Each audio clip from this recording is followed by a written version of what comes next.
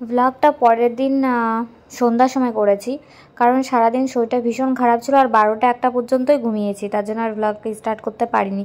Welcome back to my channel Ariyan dot Rumpa. তো সবাই কেমন আছো? আশা করি সবাই ভালো আছো, সুস্থ আছো। তো এখন বাজে সন্ধ্যা 6টা আর আমরা বেরিয়ে যাব। এখানে চুমকি দেখো রিলস করছে বসে বসে, মানে ও সরি রিলস করছে না, আমার ভিডিও দেখছে। আচ্ছা আচ্ছা, ও সারাদিন আমার ভিডিওই দেখে।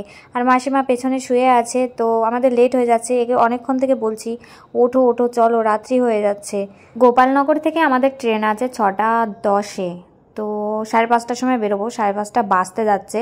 আর আমি ভাবলাম এখান থেকে তো বেশি দূরে না, আমি কিছু শ্যুট করে নিই, কারণ সারাদিন করা হয়নি। সারাদিন এত গরম লাগছিল আর শরীরটা এত খারাপ লাগছিল যে 1টা পর্যন্ত ঘুমিয়েছি।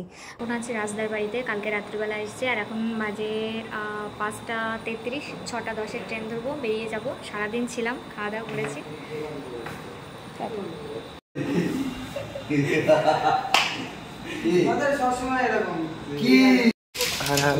এইবার তুলে নিয়েছি।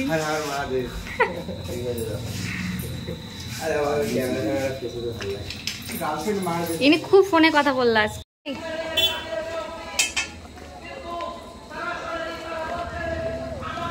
এখন আছি গোপালনগর স্টেশনে, ওই যে স্টেশনের দিকে যাচ্ছি মার্কেট দিয়ে হেঁটে হেঁটে। এখান থেকে রাজদার বাড়ি বেশিটা দূরে না, একদমই কাছে। সারাদিন এত গরম দিয়েছে যে গরমের মধ্যে আর বেরোতে ইচ্ছা করলো না। ভাবলাম নাটক করছে, নাটক করছে, দাঁড়িয়ে আছে দাঁড়িয়ে আছে। তো চুমকি এখানে ট্রেন দাঁড় করালো হাত তুলে। ফাঁকা, কেউ নেই। জিজ্ঞাসা করতো কই যাবে, এই হ্যাঁ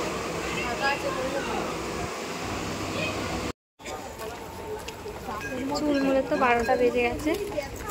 আমি তাই তোর একটু নিই, আয় আসো আসো আয় নে। টাকা টাকা তোর পিছনই দিচ্ছি, যারা চেনে তোর পিছন থেকেই চেনবে। টাকা না।